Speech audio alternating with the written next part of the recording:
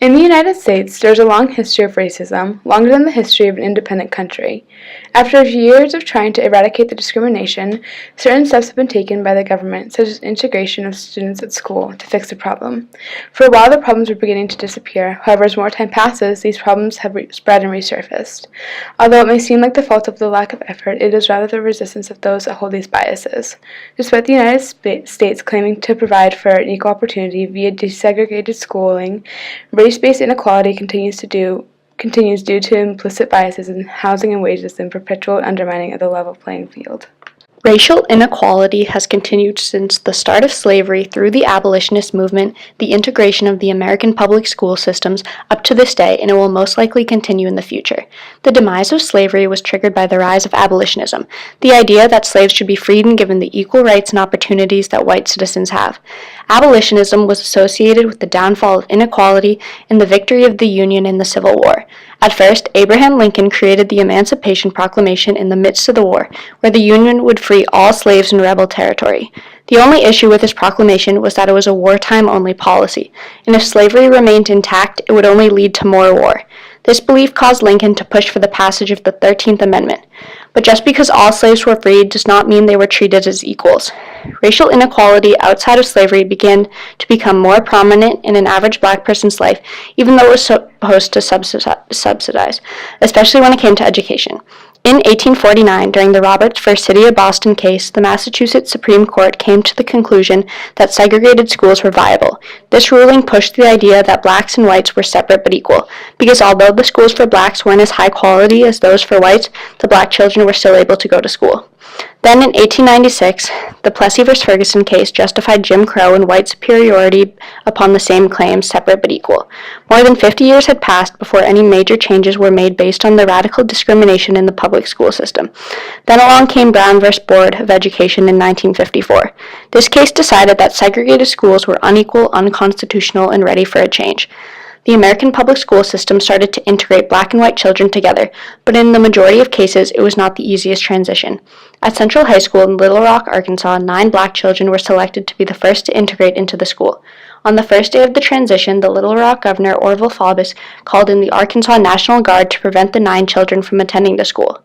The president, Dwight Eisenhower, had to send in federal troops to protect these kids. Every day, they suffered verbal and physical abuse from their classmates and other whites in the community.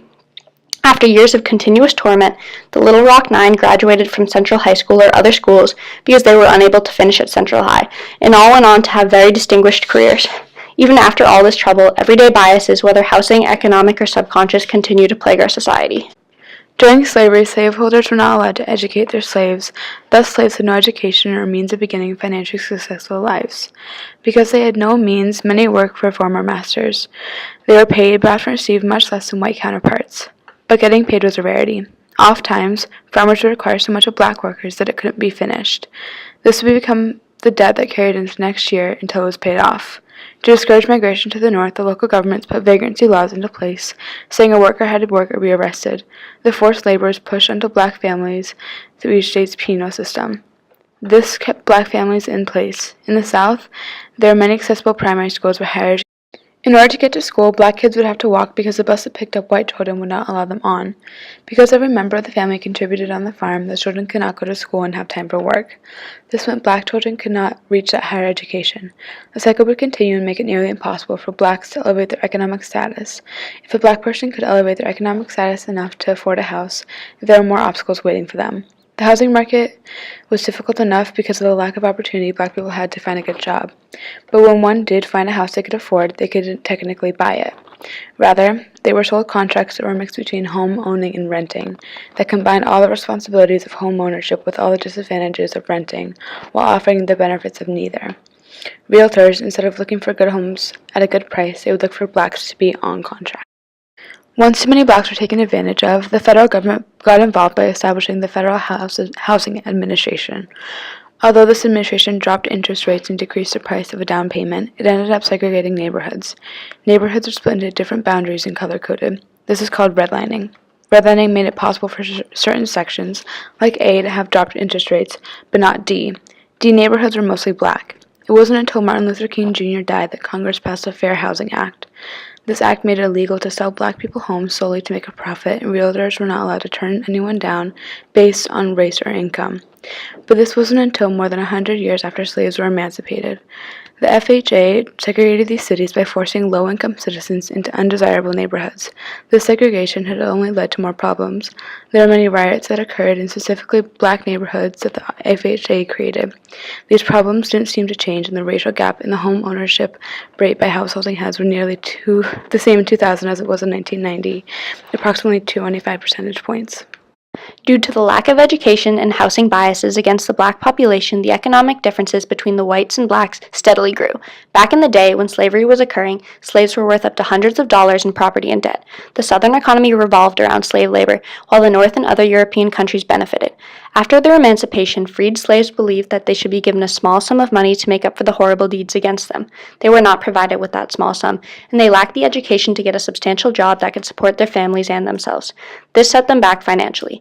As the United States began to adjust to the newly freed black population, jobs were becoming more and more scarce while racism became more prominent. When returning from World War I, black soldiers were harassed for wearing the American uniform even though they were fighting for the freedom and protection of everyone at home, including those who harassed them.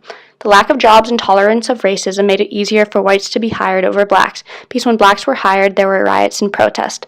These protests continued to affect how black citizens would get jobs, where they would live, their ability to receive an education, and these effects don't change. Income differences haven't decreased at all, as it is roughly the same as it was in 1970. This gap left whites with 20 times more household value than blacks. Blacks had to pay more money as the value of their homes decreased because of their skin color. This left them in extreme debt. Although based solely on race, it makes economic sense why the differences haven't changed. The prominent racial conflicts we see arise today are continuously centered around the economic and housing biases, but a majority of people forget or fail to realize there's a subconscious bias in all of us. Earlier this year, a history teacher at Hingham High School asked their students to take a test from a nonprofit called Project Implicit, created by students from Harvard University. Project Implicit contains multiple IATs, implicit association tests involving constant themes in our society, but the students took the one involving race, black versus white. The test required the students to press a series of keys, and each stood for a different thing: black, white, good, and bad.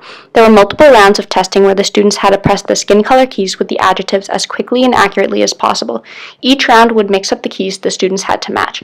In doing so, the race IAT is able to see how quickly or slowly one associates white with good and black with bad, and both races with the opposite descriptions. This information was calculated to see if somebody strongly or slightly prefers white people to black people and vice versa. The results between the students varied. Students who preferred one race above the other were slightly shocked because they never thought that they were someone who purposely believes one skin color is superior to another. Even though our country perpetuated the idea that racism died, things like the IAT were created to highlight that racism hasn't died and use the results, as Ta-Nehisi Coates says, to acknowledge these horrors and turn away from the brightly rendered version of our country as it has always declared itself and turn towards something murkier and unknown. Attacking the continued racism in the U.S. by desegregating schools seemed like an effective solution at the time. However, time has proved it to be ineffective due to economic inequalities in housing and wages, as well as the constant, often subconscious biases the Americans hold over the black population. Looking back on history, it is abundantly clear that whites have had an advantage. In the South, the government would go back and look at genetics to verify that bloodlines were pure. This eliminated the option for many people to start their lives economically. By not allowing that one drop of non-white blood to be treated as white, the South had a hard time recovering from the emancipation by the 13th Amendment. This lack of recognition hasn't only affected the black population, but other races as well. Throughout American history, minorities have been placed into subdivisions of a city. As aforementioned, the FHA didn't explicitly declare certain neighborhoods as black because doing so would legitimize racism. These neighborhoods and sections are still around. Out west, there are Native American reservations. In almost every major city, there is a separate town called Chinatown. In Boston, there is the North End for Italian culture and restaurants. In all three of these instances, they have been considered minority-oriented. By making certain parts of the country specifically for a certain ethnicity, it could be seen as accommodating. Immigrants and non-whites would not have to assimilate, but in reality, it eliminates the hope for any integration in any capacity. By sectioning off parts, there is less exposure and inclusivity. There's a division among the United States as a result of the individualized states, but there can't be any compromise to completely resolve this issue.